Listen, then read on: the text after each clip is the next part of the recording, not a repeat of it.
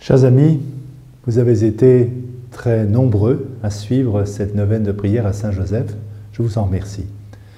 Nous avons formé au cours de ces 9 jours une très belle communauté de prière. Notre neuvaine s'est terminée hier dans une situation inédite et inquiétante. Depuis 4 jours, tout notre pays est en confinement complet pour tenter d'enrayer la progression de l'épidémie de coronavirus qui sévit dans le monde entier. Il m'a semblé important d'évoquer avec vous cette situation difficile dans une dernière méditation et de voir comment la figure de Saint Joseph pouvait nous aider à traverser cette période difficile. Je voudrais vous parler des vertus de force de Saint Joseph. Oui, Saint Joseph témoigne d'une force d'âme, d'une force intérieure, dont on peut aujourd'hui s'inspirer dans le contexte de la crise sanitaire que nous traversons. Le coronavirus provoque chez certains l'abattement, chez d'autres l'affolement, chez d'autres encore l'angoisse vis-à-vis de demain. Qu'est-ce qui fait à la fois ce mélange de force qui permet à Saint Joseph d'être un homme debout et de prendre des décisions difficiles, quand par exemple il entraîne la Sainte Famille sur des chemins qui vont la conduire en Égypte puis en revenir, et d'autre part se positionner toujours en retrait, dans l'humilité, dans la réserve, dans le silence. Cette vertu de force chez Joseph est faite de ce subtil mélange entre d'un côté l'énergie, la pugnacité, le caractère d'un homme d'action entreprenant et d'un autre côté une absolue docilité aux injonctions de Dieu. Une docilité qui est de l'ordre de la délicatesse du cœur, de la disponibilité à l'Esprit Saint. Je retiens 4 A pour caractériser cette vertu de force chez Joseph. Le premier A, l'admiration. Nous le savons, c'est tellement important dans l'éducation qu'un enfant admire son père. Cette admiration participe du processus d'identification à une figure paternelle qui invite l'enfant à le suivre, à marcher sur ses traces, à pouvoir en quelque sorte lui ressembler. Et cette admiration, Jésus devait l'avoir en considérant bien sûr que Joseph était un homme marqué par la faute originelle. L'admiration n'est pas simplement liée à une apparence extérieure, mais à la noblesse d'âme. La beauté d'un être, c'est la beauté intérieure. Joseph, comme tout père, est pour nous, de ce fait, sujet d'admiration dans la mesure où il est investi d'une grandeur spirituelle qui donne envie de le suivre, pour mieux suivre Jésus. Dans une situation de crise, on a besoin des héros et des saints qui ouvrent de nouveaux chemins vers Dieu, des chemins prophétiques qui nous inspirent de marcher sur leurs traces. Le deuxième A, c'est autorité. La force de Saint Joseph, c'est l'exercice d'une autorité. On disait, de même de Jésus, il parlait avec autorité. L'autorité, c'est d'abord la cohérence. Quelqu'un qui a une autorité morale est quelqu'un qui dit quelque chose qu'il vit dans son existence. Il y a adéquation entre sa vie et ses paroles. Il y a 2 aspects dans l'autorité, un aspect fondation et un aspect guide. L'autorité peut être comparée d'abord à un échafaudage. Par exemple, dans l'éducation d'un enfant, il est important de donner des structures stables sur lesquelles l'enfant va s'adosser, s'appuyer pour construire sa propre humanité. Son père doit lui offrir une colonne vertébrale. L'autorité relève également d'une dimension dynamique, celle de guider, de tirer en avant, d'initier, d'ouvrir la route. Eh bien, je crois que Saint Joseph unit ces 2 dimensions de fondateur et de pionnier. La pandémie que nous traversons nous invite à dépasser notre confort, nos habitudes ou nos postures ordinaires. Elle nous invite à nous prendre en main, à nous rendre solidaires de ceux qui sont les plus fragilisés ou déstabilisés. Saint Joseph peut nous aider à exercer sur nous-mêmes et aussi sur les autres cette autorité morale, non pas dans le sens d'un pouvoir qui écraserait autrui, mais d'une charité mobilisée envers ceux qui nous entourent, en nous sachant responsables, en donnant l'exemple par nos précautions, nos attentions, notre sollicitude, et surtout en étant tournés vers le Seigneur. Troisième A qui caractérise la force de Saint Joseph, c'est l'audace. Chez Saint Joseph, on note une vraie audace.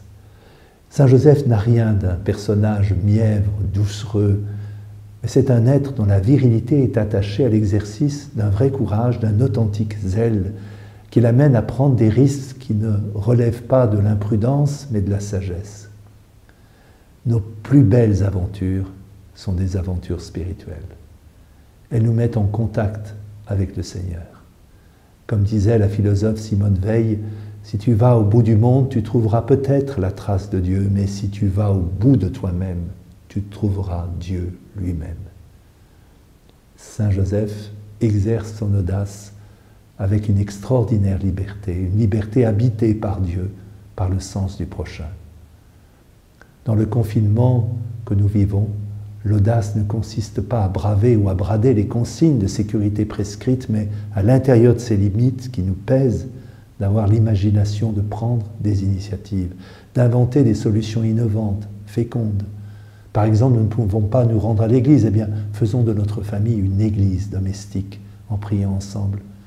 Nous ne pouvons pas communier à Jésus Eucharistie, eh bien, communions intérieurement à Jésus présent dans notre cœur et dans celui de nos proches.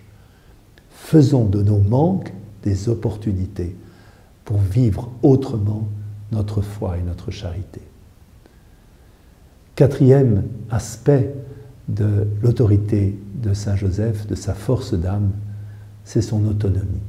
Comme tout père, par l'exercice de la paternité, Saint Joseph rappelle la loi qui permet de sortir d'une relation qui serait purement fusionnelle avec la mère. Il nous invite au dépassement, au détachement, parfois à l'arrachement. Ainsi, la vertu de force aide l'autre à devenir lui-même, à devenir sujet de son histoire.